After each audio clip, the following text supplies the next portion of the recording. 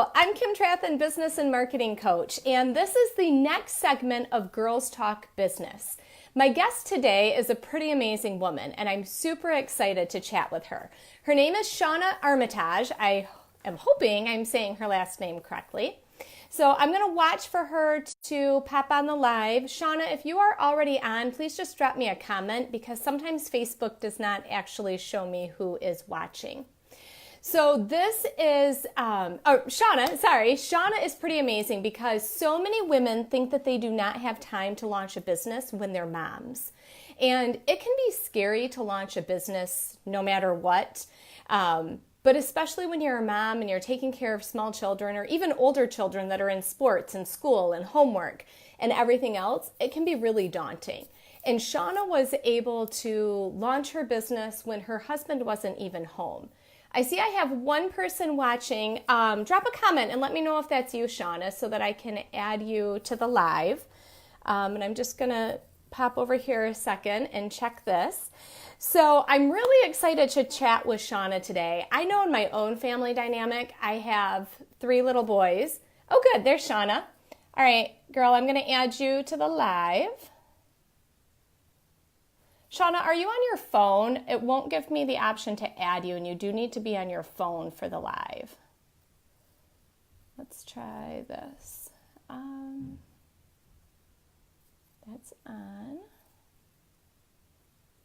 I'm having technical difficulties. Okay. Okay. Shauna's going to switch here a minute. Sorry about that. Maybe I glossed over that in the email. So for anybody that's going to host a joint live, you do both need to be on your phones. Otherwise, Facebook won't give you the option of adding the person. So we'll just chat here a minute until Shauna gets switched over and I can add her.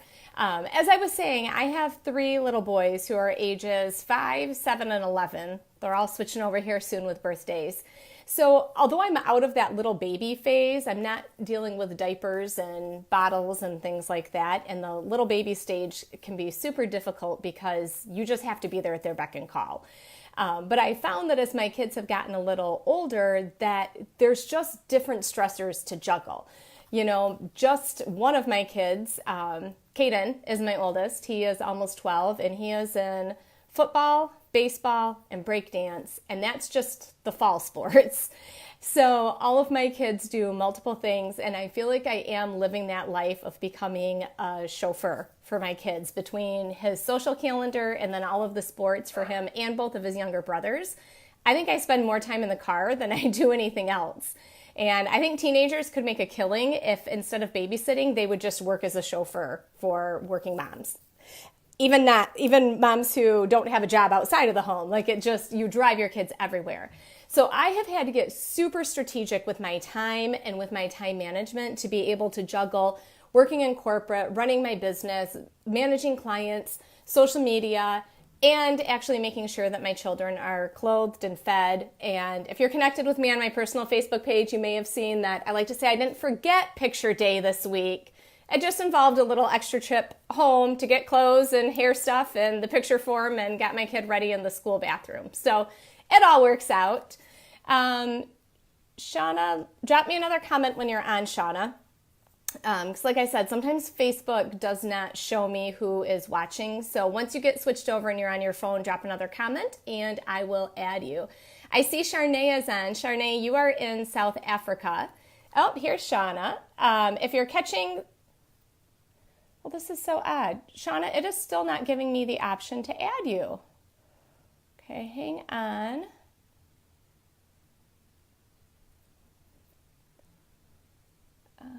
I'm going to check my settings here a minute.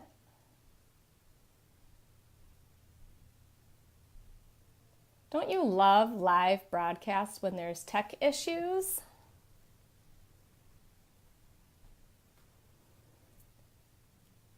All right, it says it's adding you, Shauna. And I'm curious to know if you had to request that, Shauna, because it looked different than it normally does for me. So it looks like it's connecting. Hi. Hello! Oh my goodness, I'm so happy to see you. I have no idea what was going on with that. That happens sometimes. I think you're right. Definitely have to love the lives. Yes, yes, they can be a bit more unpredictable. Hmm. Did you have to request to join today? I'm just I curious. did. I did. All right, that's the first time a guest has had to do that. So I'm glad you're here and welcome Me to too. Girls Talk Business. I'm so excited to have you on right now. Thank you for having me. Yes, so I was giving a little intro and talking a bit about how difficult it can be juggling motherhood and building a business and working in corporate and getting all these moving pieces going. Could you start out first, though, by before we get into your story and how you got started in your own business, can you first talk about what you do and what your business is and how you help your clients? Sure. I am a growth strategist. So essentially, I work with small business owners and startups. I found working in marketing that a lot of agencies really have a one size fits all approach. You know, they're like, well, we'll do your blogging, we'll do your social media. You have X amount of posts. You've got, X amount of, we'll do influencer marketing for you. It's very boxed. It's very canned. Mm-hmm. And for small businesses, especially, there's just no one size fits all solution. It's not realistic. Every business has different goals, and you need to really be conscious of those when you're working on marketing. So I found that business owners get really frustrated because they see what other people are doing. They're doing this on social media, or they're doing this on their email marketing campaigns, and they're just killing it. So I'm trying to replicate that, and it's not working for me. You know, why is it not Yes. working for me? So I really wanted to work with startups. Is it's kind of its own animal, but especially with small business owners, I wanted to work with them specifically to figure out what was going to work for them, because that's just so important. Not that there's not good advice out there, but not just to blindly follow the advice, but to figure out which pieces work together to help you reach your specific goals for your business. Oh, I love that. And not only are the different stages of business so different, whether it's startup or if you've been in business for a while, if you're starting to take on employees, but the different industries too. Like everything can make such a difference with your marketing tactics and Yes. what's going to work for you. And if you're, Larry that just opened a gas station, it's going to look very different than, Sonia, who's maybe a massage therapist. But, they just sometimes you got to think about your industry, and there's just so much that affects it. I love that. I absolutely love it. So now let's talk about how you got started. How long have you been in your business? And talk a little bit about that big transition moment that led to going out on your own. This is always a fun story. So a little over a year ago, I guess if we go back 2 years ago, I was working for the American Academy of Estate Planning Attorneys as an SEO coach. So Oh, I was wow. in their web department working on SEO and user experience on the websites for the attorneys that are part of the association. And it was a really good position. There, I could work from home, which is great with kids. And I had an old colleague that I worked with who was starting his own digital marketing agency. And that's really where my heart lies, because I really feel strongly about the clients and being able to work beyond just the web. So I started working with him. He hired me on as his number two. I was excited. This was my dream job. This is what I was going to do for a long time. And we started growing a little bit. We needed a graphic designer. So he hired a graphic designer, and then he hired like a head of creative design. And then, I needed help. So we hired a copywriter. Then there was another marketing person. He kept hiring Wow. these guys from his church, but our growth wasn't there. And I started feeling concerned, Yeah. about where we were going. We were growing faster than our client roster was. So, we started talking about things, and some things that the clients weren't really happy with. So when I brought this up, I was really shot down. And within 6 months, I knew that things were just getting bad, to the point where this guy used to be my friend, and it was just really uncomfortable Oh, working together. yeah. And he fired me. He said I wasn't a good fit for the company culture. And how I kind of translated that is that I wasn't a good yes man for him. I wasn't telling him what he wanted to hear.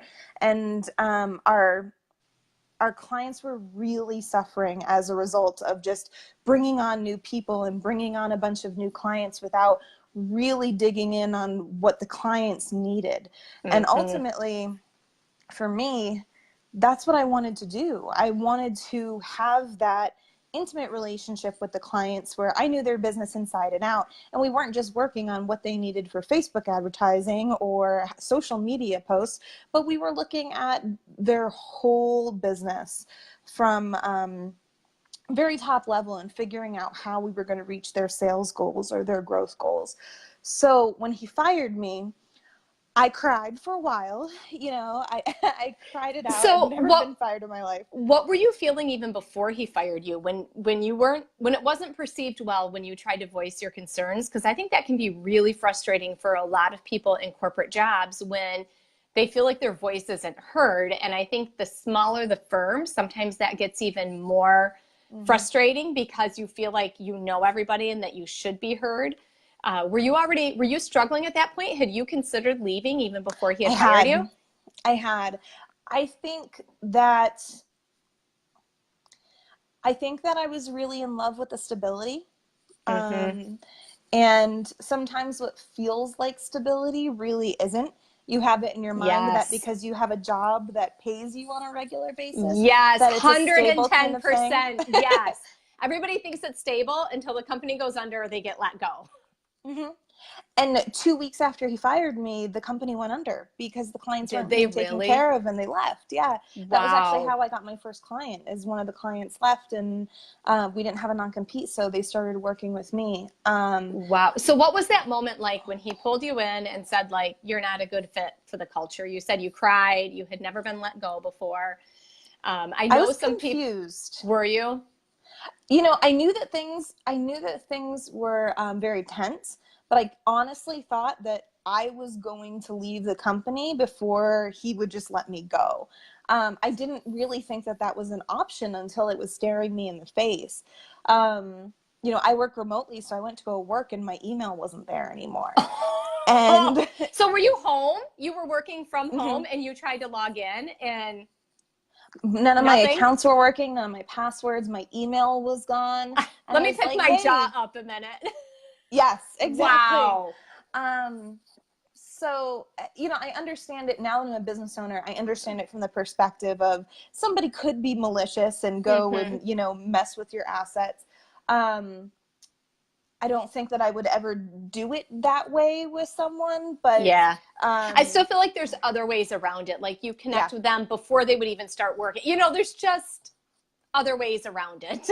It wasn't the best way to go. No. So I can definitely say that I felt that a change was coming, but I don't think that I would have had the strength to make the change that I needed to happen, because I had 3 kids at home and, we discussed, my husband's in the military. It was not too long before he left for a 6-month deployment and I was at home with the 3 kids. So. And what ages were your kids at that point? So this was a year ago. So I had an 8-year-old, a 3-year-old, and a 1-year-old. Oh my gosh. It's stressful no matter what ages your kids are, but I just think when they're younger, there's something different about that level of stress, and they don't understand why maybe, you can't go out to eat 3 times a week like you used to. You know what I mean? There's not that same level of understanding that sometimes you can talk to older kids about when something stressful is going on. If anybody catching this episode of Girls Talk Business, if you have ever been let go from a job, I would love to hear, if you feel comfortable sharing, what that experience was like for you. I know some people that have been let go before, and even when it is truly just a downsizing issue, there's a lot of shame that people seem to carry when they've been let go from a job.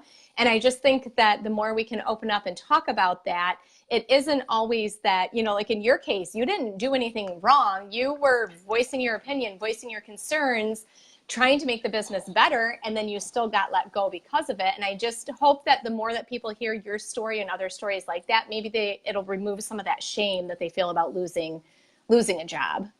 In my heart, I knew that I hadn't done anything wrong, but it was still exactly what you said. Like, what did I do, or what's wrong with me? Or even further, I've been freelancing for years. what is my resume going to look like? Can I go get another job? Like, how are people going to perceive me for being fired? And when you have those conversations, it's weird to be like, I got fired because I had integrity. Right. You know, that's not something that you can usually bring up in like a job interview or an interview with a potential client. Yes. You know, my boss wasn't taking care of the clients, but I was, and I got fired for it. Like, that's such a weird thing to say. Yes, no kidding. So what was your husband thinking through this? Like, here he is, a military man. He's gearing up for another deployment or a deployment. I don't know if he had been deployed before. First one. This was the first one. So Mm-hmm. he had to have already had, and you too, so many emotions going on with him being deployed. What did he think going through this? Did he see the writing on the walls? Did he know that you had thought about leaving?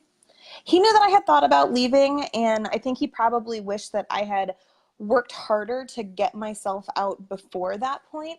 But I have to say that this was a really just beautiful moment in our marriage, because he was more comfortable with it than I was. Where I Really? cried and I was like, you know, like, what am I going to do? He's like, you're going to be fine. You're good at this. Wow. And I was like, oh, okay. You know, maybe you know something I don't. So, you know, in a moment where I didn't have the confidence, he had it for me. So, you know, I had my crying episode, you know, I got it out of my system. Yeah. And within 2 days after being fired, I think I got fired on a Friday, Monday morning, I bought my website. Did you And really? Wow. it's not expensive to do. You know, you can buy a Right. domain for No, but $15. I feel like you're pretty, like, I know by the time I bought my domain, like, I was committed to it though. It was more Mm-hmm. that sense of commitment, like, wow. And like one of my friends texted me and she was like, oh my gosh, you just became a .com. Like, it, you know, it's Yeah. just like, it's exciting. Yeah, and that's exactly what it came down to, is that, you know, it was 3 weeks before he left for the Middle East. I had these little kids at home, and there was no way that I could go back to a traditional job. You know, I wouldn't make the same amount of money. I wouldn't be able to afford childcare. You know, the only option was to figure out how to do this kind of business myself. Yeah. So I went from being an employee, and I had to be more than just good at being marketing strategy. I had to figure out what it took to also run a business.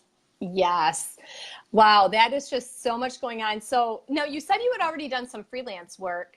Were you currently freelancing when you got let go? Like, did you No. also, no, you weren't, but you had that history. But yeah, it's not like you had some income coming in from freelance clients right then.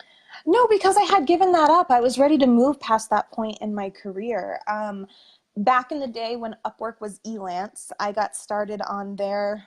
Gosh, how old am I? Like, I don't know, 7 or 8 years ago. Probably 7 or 8 years ago. And it ended up being a really good fit when my husband went into the military to do that freelancing work. And, you know, as I was doing social media here and website copy there, I kind of developed a skill set that said, I'm not just a copywriter, you know, I'm a marketer. I'm looking at this bigger picture. And I started going in that direction, and that's how I ended up working with, you know, the agency. Yeah. Um, so that was, I definitely built up my skill set as a freelancer, which led me down the path to Hmm. doing a different kind of business, which was great. But working on websites like Upwork, it's tough because they take a huge cut of the pay.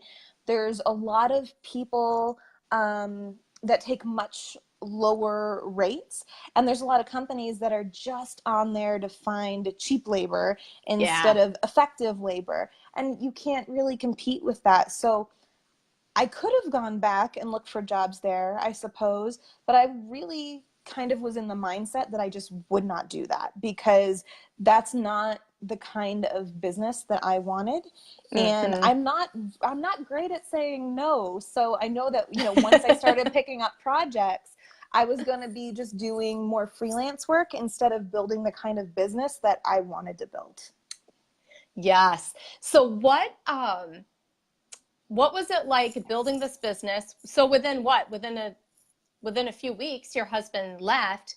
You had Mm-hmm. bought your domain. What did those few weeks look like before your husband was deployed? And what did it look like during that 6 months when he was gone? And now you're manning everything at home. You're responsible for the children and everything. And how did you juggle your time with taking care of your kids and all of those responsibilities and growing your business? So the first conversation, it took a couple of weeks after I was let go.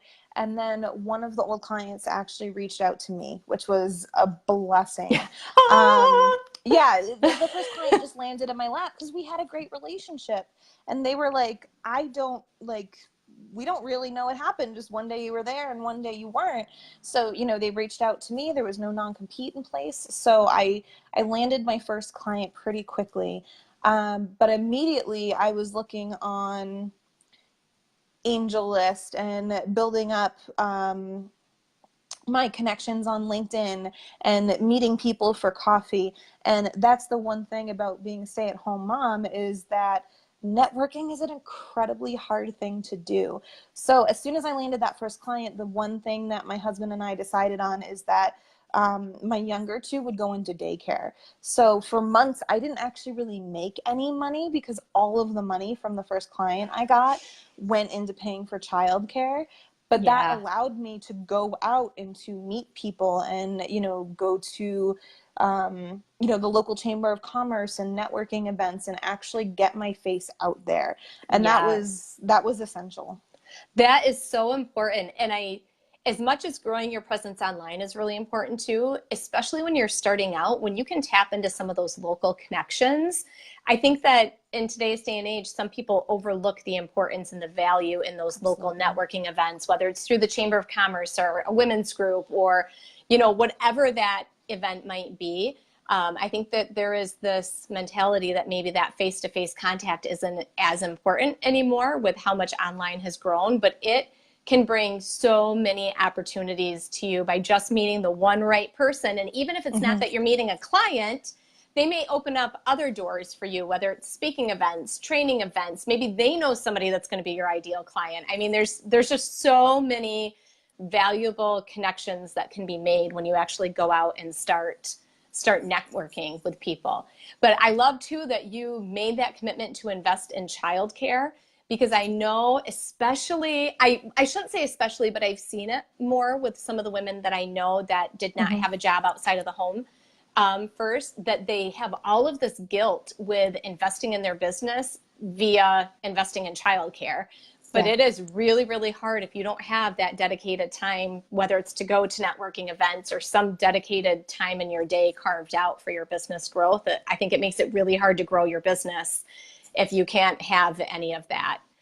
Did you experience any guilty feelings with investing in childcare, or did you feel really, really good about that because you knew you needed this to have your family survive? I felt good about it just for the simple fact that when I had done freelancing before, I had those moments where the kids were at home. So, I'm getting up at the crack of dawn. I'm doing work before they get up. I'm working while they nap.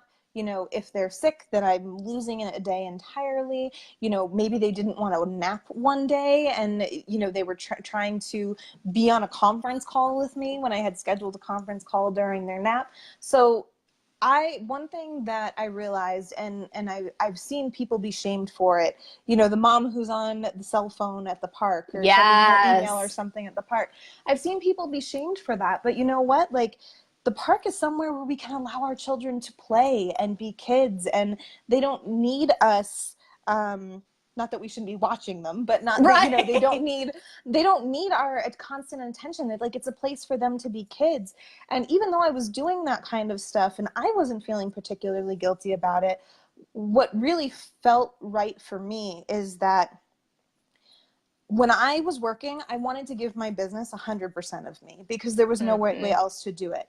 And when I was, in mom mode, my kids needed 100% of me. And there was no way to do those things simultaneously. Yes. So the best way, and some people are brilliant at working from home with their kids, and I think that they're amazing. It just wasn't for me. And, I knew that I wanted to grow this business and that this was a full-time thing. This wasn't like a side gig kind of thing. Right. So they really needed to be somewhere during the day where people were going to feed them and they could socialize and they could make messes and, you know, build blocks and art projects. And then when they come home at the end of the day, my work stops and they have 100% of my attention. Yes. And that's just what felt right to me. It's so important to be present for your kids, however that looks like for different women with juggling it. But oh my gosh, the shaming of moms on their cell phones, it is pretty bad. And I have even found myself being aware of it, because if I like am at the park or at school with the kids or something where they're like occupied and safe, and then I go in and start responding to emails or whatever it might be. If my kids want me to look at something, I stop and I watch them. But then I feel like I say overly loudly, okay, I'm going back to work now. Like, I don't want everybody to think that I'm just don't care about my kids. So I feel like I make this big public announcement so everybody within a 10-mile radius knows that I'm working. I'm not just choosing not to have my eyes on my kids. And you shouldn't have to feel like that. I know, I shouldn't, but I do. And I think you see, you know, social media, I love it for certain things, but we've all seen those posts of, look at this mom at the park, you know, and that is part of business growth though. And we have to take those opportunities. And if I know that my child is safe and occupied, I take those moments to check my email or all those different little things. So talk a little bit about the Making Moxie website, thought leadership, women coming together. I want to hear all about this. So one thing that I was doing for the old business, because it was primarily digital marketing, and when I got started, my old boss had this huge following on Instagram. He built it up organically in like 18 months. It was actually really impressive. Wow. So it had this huge following, and one thing that we wanted to do, you know, being in the digital marketing space, was to inspire other people and help other people with their marketing. So we had a marketing blog. It was really too much for the team to handle. So I went out and I found contributors. You know, there's a lot of people who sometimes want to share their thought leadership, and don't have a place to do it. So I started getting contributors and really built up relationships with these people. And then when I went out and started my own business, that's not something that I wanted to give up. So when we were naming the business, a friend of mine and I, yeah, I'm having live troubles as well over here. A friend of mine, we sat down. We don't live in the same city. She's in St. Louis and I'm in Colorado. So we were on Skype. We had a glass of wine and we had thesaurus.com up, and we were looking for like names. And I really wanted to use crave, because for me, like as a woman, like there's things that I crave in, you know, my desires in my life to forward my business and things like that. And she's like, Shauna, I'm sorry, you can't use that. It sounds like food. You can't do it. Well, my kids love the cereal called Crave. So. Yes. She's like, it sounds like a food magazine. Like, just people aren't going to get it. No. So we came across the word Moxie, and I was like, yes, like it's, the dictionary is like, it's grit, it's determination. Yes. And that's what I want to make. Have you seen the Night at the Museum movie? I think it's in that one, that the girl that plays Amelia Earhart, and she says something, there's some line in that movie where she says it's called Moxie. And that is, I instantly thought of her character when I got your application and saw the website name, and I was like, oh, that was genius. You know, and I think that Moxie is also traditionally a word that tends to skew more female. I don't know if it was like the 20s or anything, but it was a word that was very popular in describing women, with women who were empowered, women who were vocal, women who were doing things. So that really just kind of stuck with me, like, yes, that had to be it. Yes. So bought the website Making Moxie. And I didn't want to do, even though I'm a marketer, I didn't want to do a marketing blog. And that probably sounds weird, because at the end of the day, I'm not sure that I have anything new or exciting to say about marketing. And I didn't want to spend a lot of time rewriting content that other people have already written. So what I kind of decided is that everybody needs a community around them. Everybody needs a network. So that's what I want Making Moxie to be about. I don't want it to be all about me. I want it to be about the women who are trying to build their businesses so we can inspire each other. And so I have some of the old contributors from the old website and some new contributors. And we talk about everything from those marketing tips to, you know, managing your business as a mom, or, you know, mindset issues that maybe you have with focus or consistency, or, you know, one of the articles coming up for the new quarter is about mentorship and, Oh, wow. and what you should be doing for mentorship. So really just things that are on women's minds when it comes to business and running their own business. So how many contributors do you have? Oh gosh, 6, I think. Oh, cool. Yeah, it's a small group of women. We usually publish about once a week. I publish probably once every month. Everybody contributes once a quarter. And then I share their articles on my social media. They share it on their social media. And it's a nice little community to have. And I think it was really powerful for me because before I started Making Moxie, one of the women who had contributed to the old site, she landed a speaking engagement for a small conference because she linked back to articles that she had written on that old website to show that she had a voice that, you know, proves thought leadership. So even though, you know, I'm not Forbes or anything like that, there's just value in being able to say that you've been published somewhere and to like really share your thought leadership. Yes, and people can go and they can read those articles and see, you know, do we like your style? Do we like what you're saying? Do we like, you know, what your position Absolutely. is? It's super important for that. I love it. And so when did you start Making Moxie? Well, my business as a marketing strategist has been just over a year. My firing of my anniversary was the anniversary of my firing was June 28th. Okay. But I really started with the blog at the beginning of this year, so about January. Oh, exciting. Exciting. I love it. Well, I'm hoping that you will share with us. I think you have a special offer that you were going to let the viewers know about for Girls Talk Business. So I think this would be a great time for you to share about that, and make sure you include, you know, any deadlines, timeframes associated with it. Okay, so I'll have to give you the link for it. Okay. But for makingmoxie.com, because we are a community, I like to run challenges. They're a lot of fun for everyone to really get clear on what they're trying to accomplish in their business, maybe figure out some steps that they can take to get there. So I am running the Growth Strategy Challenge. It's like a 5-day business boot camp that we just do via email, and I support everybody personally through the Facebook group. Oh, So, nice. Yeah. Excellent. Yes, I will connect with you after we end this then, and I'll just shoot you a message on Messenger, and then you can send me that link, and then I can update the description to our video here and include that link in there. And then I like to end each video with my guest's top 2 tips. Would you like to share your top 2 tips with us now?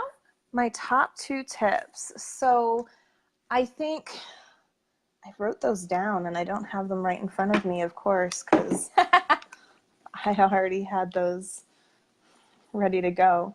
You know, for me, one of my biggest tips when it comes to running your business is just to give yourself a little grace.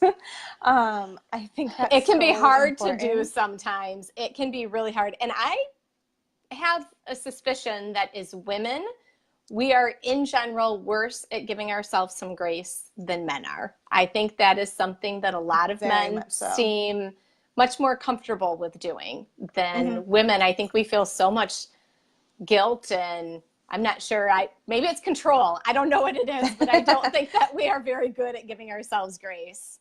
No, and I think that's especially important for working moms, is that, you know, you can't allow yourself to feel guilty for putting the kids in childcare, or, you know, there's been days that I felt guilty because I got up at, you know, 6:30 instead of 5 o'clock, and then I missed out on an hour and a half of work. But, you know, my kids were sick the night before and I needed to sleep. So you need to take care of yourself. And the best way to push your business forward is to make sure that you are taken care of, and you can't allow yourself to feel guilty about doing the things that you need to do for yourself. Yes. And for growing your business, because ultimately you're healthy, you're happy, and that includes, you know, the health of your business. That's going to be a good thing for your kids as well. Yes. Oh, that makes me laugh though that you say that, because I was messaging one of my business friends in Canada, and I said to her one day, well, I let myself sleep in until 6:30 today. And she was like, excuse me, what? I was like, well, I'm usually up at like 4:35 in the morning, grinding away, getting everything done. So it felt that's the only way to get enough hours in the day, right? It is, because I don't know, I have tried my best, but somehow I cannot get more than 24 hours in a day. I have tried everything under the sun and it doesn't work. Well, just simple things that like we experience as women that men might not. You know, my husband has a certain time that he gets out of work. Well, that means that I have to be there for a school pickup. So I do school drop off, I do a school pickup. That limits my work day unless I want to spend, you know, an extra couple hundred a week to get like after school care. So simple things like that, you know, to get enough hours in the day. Sometimes I'm waking up before the sun because that's how I work an 8-hour day, because it's not all consecutive. Yes. Yes. Oh, totally. Totally. I love that tip. And do you have a second tip for us? Yeah, my other tip is, it's probably cliche, but it's just really important to work on your business instead of just in it. I had a really great relationship with my first client.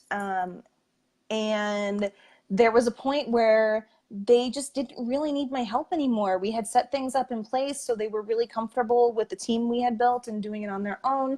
And that's fantastic. That's a good thing, where you work with a client so successfully that they've outgrown you. Yeah. But it's a good thing, maybe not for my paycheck, but it's a positive thing. So it was that, you know, I had put so much work, so much energy into working for that client, that when they were ready to be done, it kind of took me by surprise. So I spent so much time working in the business, I didn't have another client lined up. So, you know, I think it's really important that we take the time to work on our own business development instead of just doing all the things that happen in the business, because you don't want that moment to sneak up on you where all of a sudden you lose a revenue stream or something changes, and then all of a sudden, you know, you're thrown into chaos because you didn't prepare for it. Yes. So it's just really important to be working on your business, whether that means taking the time to network, you know, guest posting other places to get the word out there. There's a million different things that you could do, but you have to make sure that you also prioritize the growth of your own brand. Yes. Oh, such great advice. So speaking of guest posting places, what do women do if they want to be a contributor to Making Moxie? Are you taking new contributors, or do you have the contributors and then you don't take any guest posts? I take contributors, I don't take guest posts. So the difference is that because Making Moxie is a community, I don't want people who are just like one and done. They just want to get their backlink to their website, so they're just going to throw an article at you and then they're done. You know, a lot of the connections that we have, contributors and otherwise in the Making Moxie community, it's a small group of women, but there have been things come up where someone's, you know, PM'd somebody else on Facebook and say, hey, I saw this on my Haro email this morning. Sounds like a really good fit for your website. You should apply for it. Right? So, you know, I want people that have that community mindset, and it makes the publication more sustainable, because it's one article every quarter. So that's 4 articles a year. It's not crazy. And it makes a better process for me, editorial wise, to be able to manage all of the things.